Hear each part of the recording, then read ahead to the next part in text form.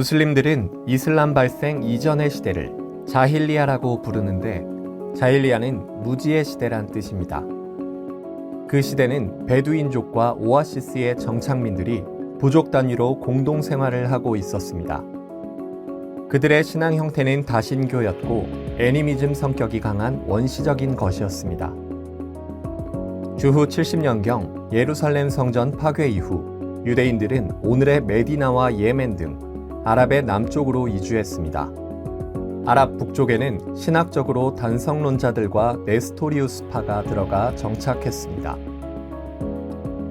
현 사우디아라비아의 메카시에는 카아바 신전이 자리 잡고 있는데 이곳은 이슬람에서 매우 중요하고 유명한 곳입니다.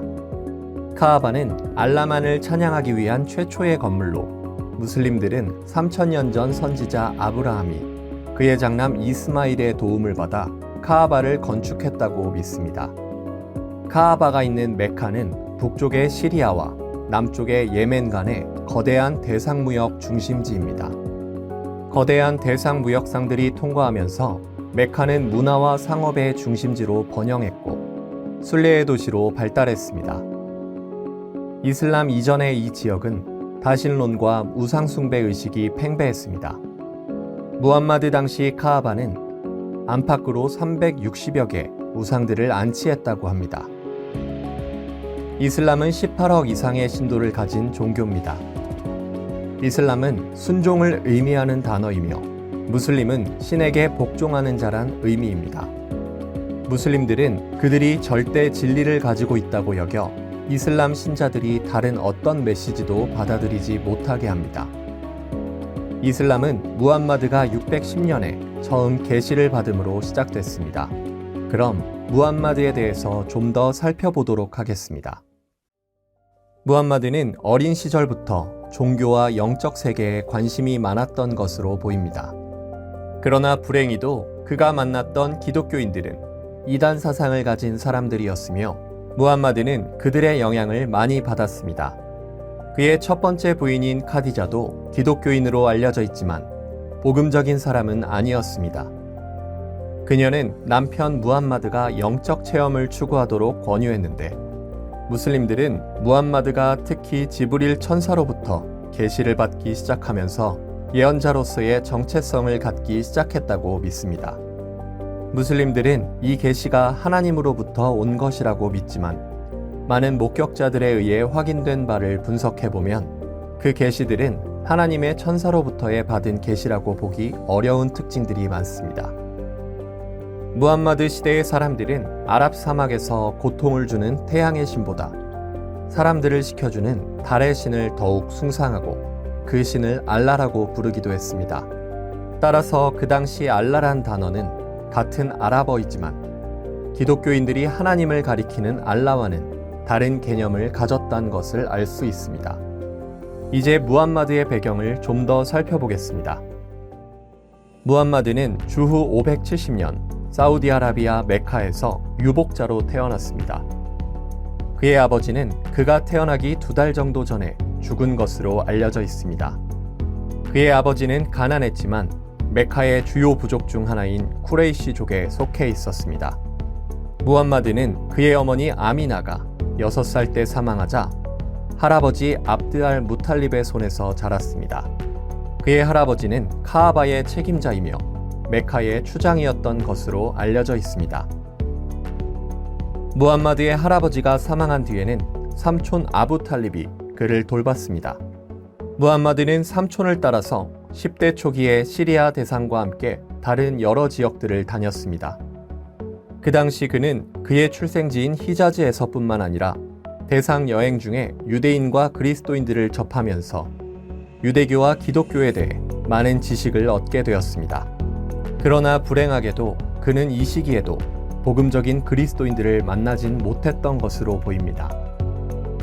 무함마드 당시 카아바 신전은 주변 부족들의 영적 타락으로 인한 우상 숭배의 장소였습니다. 그때 메카에는 유대인들이 많이 살고 있었고 기독교인들도 어렵지 않게 만날 수 있었습니다. 그러나 유대교와 기독교가 중부 아랍 부족들에게 받아들여지긴 했어도 이것은 그들의 고대로부터 내려온 제의를 대신했을 뿐이었으며 우상 숭배는 계속되고 있었습니다.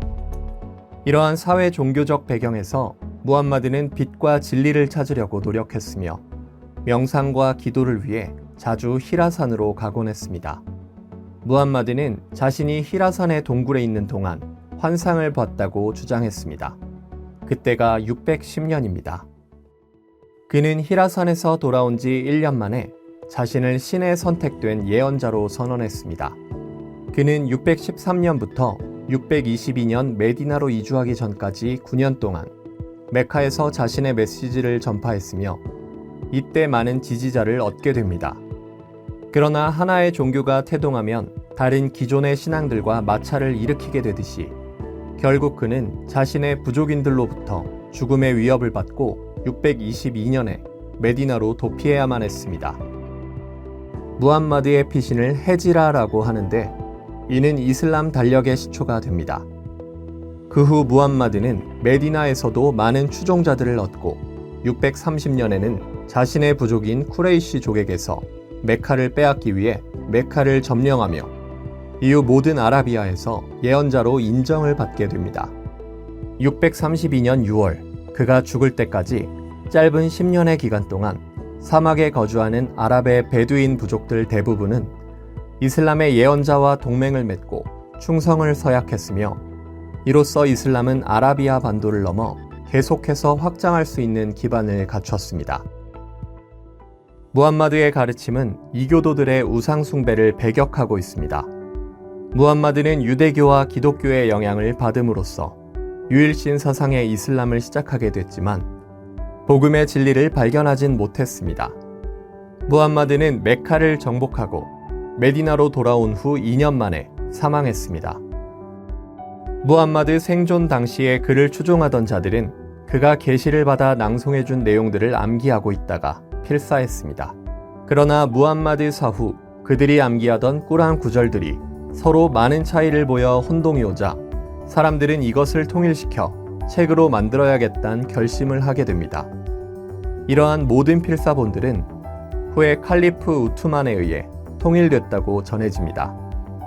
그는 수집한 필사본들 중 하나를 선정하고 나머지를 불태우도록 명령했습니다.